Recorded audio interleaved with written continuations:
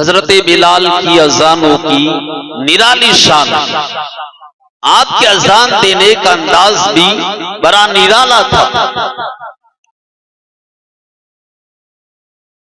آپ نے ایک ایسی اذان پڑھی کہ ایسی اذان پڑھنے کا شرف کسی اور کو نہیں مل سکتا، نہ قیامت تک ایسی اذان پڑھنے کا شرف کسی اور کو حاصل ہوگا۔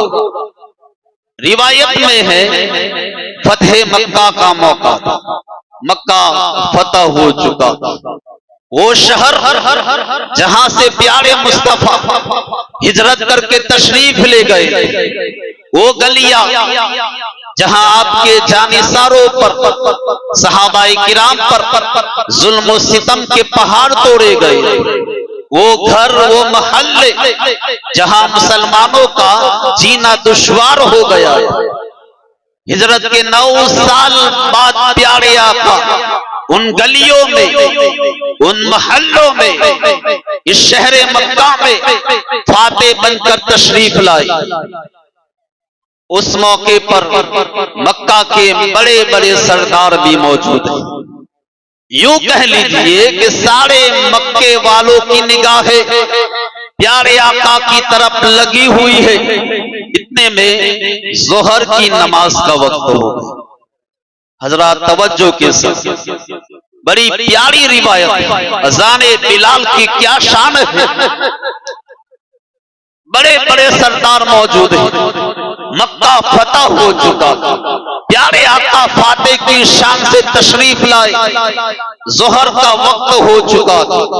اب نبی پاک صلی اللہ علیہ وسلم نے اپنے عاشق، اپنے سچے عاشق حضرت بلال کو وہ عظمت، وہ شرف بخشا کہ جو اس سے پہلے نہ کسی کو نصیب ہوا، نہ آپ کے بعد کسی کو نصیب ہوگا۔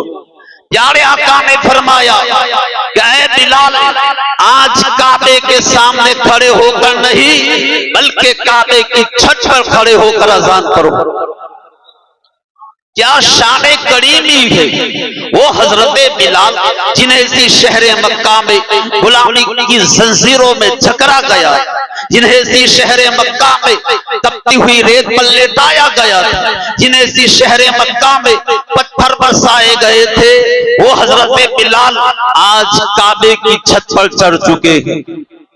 گویا یہ سرداران مکہ کو ایک خاموش پیغام تھا کہ لوگوں دیکھ لو، عزت اللہ تعالیٰ کے ہاتھ ہے، غلامی اور آزادی، حبشی اور رومی کا فرق یہ تمہارا اپنا بنایا ہوا ہے، ورنہ حقیقت میں سب اللہ کے بندے ہیں۔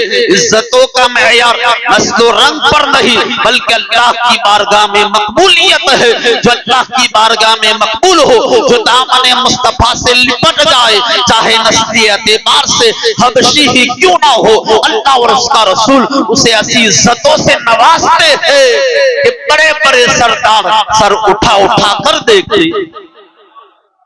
خیر، حضرت بلال کعبے کی چھت پر چڑھے، اذان پڑھنا شروع کی۔ اذان پڑھتے پڑھتے جب اشہد ان محمد الرسول اللہ پر پہنچے تو آپ نے آواز کو مزید بلند کر دیا، آواز کو اونچی کر دی۔